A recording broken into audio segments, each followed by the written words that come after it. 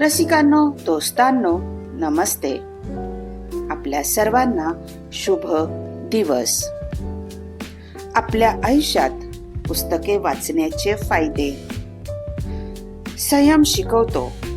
वेळेचा सदुपयोग करायला शिकवतो. पुस्तके वाचण्याचे फायदे कोणत्याही क्षेत्रात यश मिळवण्यासाठी होतो. ताणतणाव कमी पण करतो. सावधपण यापासून आपण शिकतो. मेंदूला व्यायाम होतो. एकाग्रता वाढवते. कल्पकता वाढते. व्यक्तिमत्वाचा विकास होतो. छंदाची जोपासना होते. त्याचबरोबर चांगले आकलन सुद्धा होते. शब्दकोश वाढतो. योग्य अयोग्य समज येते. सकारात्मक विचार होतात. स्मरणशक्ती वाढते. बुद्धीचा विकास होतो. पुस्तकं वाचण्याचे फायदे. खरा मित्र पण होतो तो. माहितीचा साठा आपल्याजवळ राहतो. चालू घडामोडी कळतात. मेंदू सक्षम बनतो. सर्वांगीण विकास पण होतो.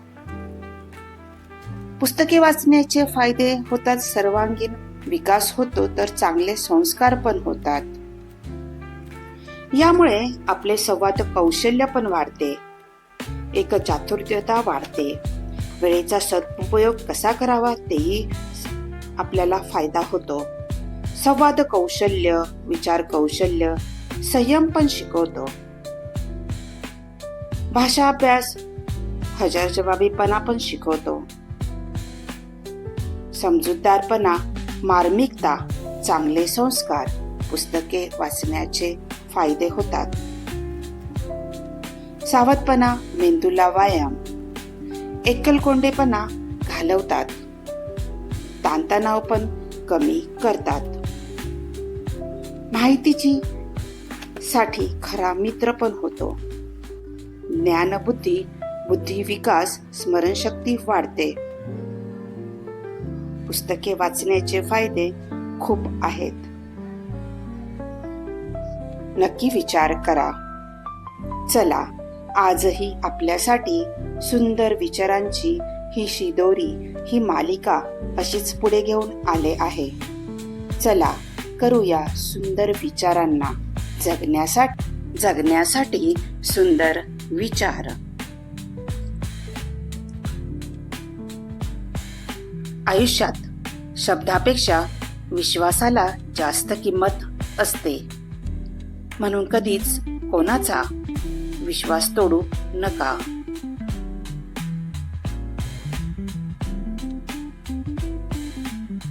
या जगात खरं प्रेम करणारा व्यक्ती समोरच्या व्यक्तीची स्वतःपेक्षा जास्त काळजी घेत असतो.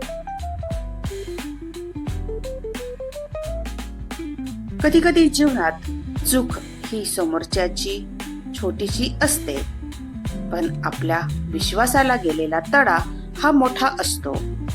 म्हणून दुःख जास्त होत असतं. मुद्दा प्रेमाचा नसतोच, गुंतलेला मनाचा असतो. आपलं आयुष्य इतकं छान, सुंदर आणि आनंदी बनवा की निराश, दुःखी झालेल्या व्यक्तीला तुम्हाला पाहून जगण्याची नवीन उमेद मिळाली पाहिजे.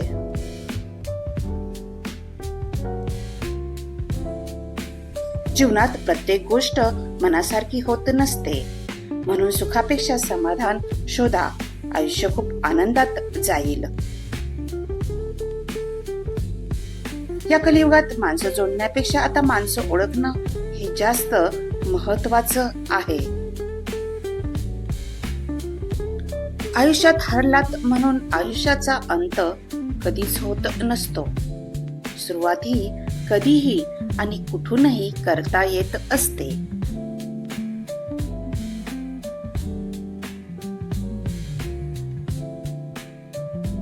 पुसवलेल्या आयुष्याला जिद्दीनं टाक घालण्यासाठी संगमाचा धागा आणि नम्रतेची सुई ही जपायची कला यायलाच हवी.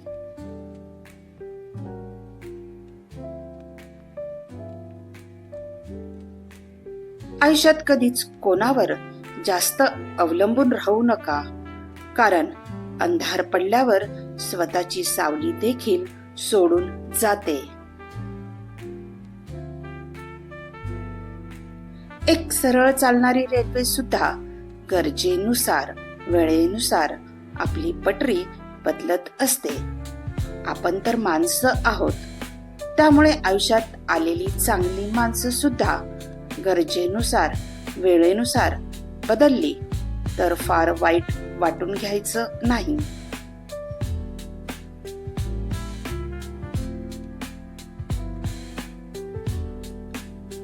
बाहेर पडल्याशिवाय जग कळत नाही.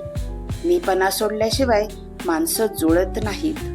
कुणासाठी धावून गेल्याशिवाय माणुसकी कळत नाही. कष्ट केल्याशिवाय सुख मिळत नाही आणि विचार असल्याशिवाय आयुष्य घडत नाही.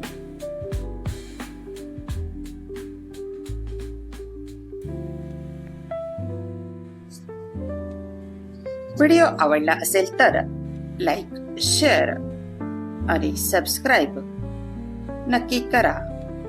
धन्यवाद.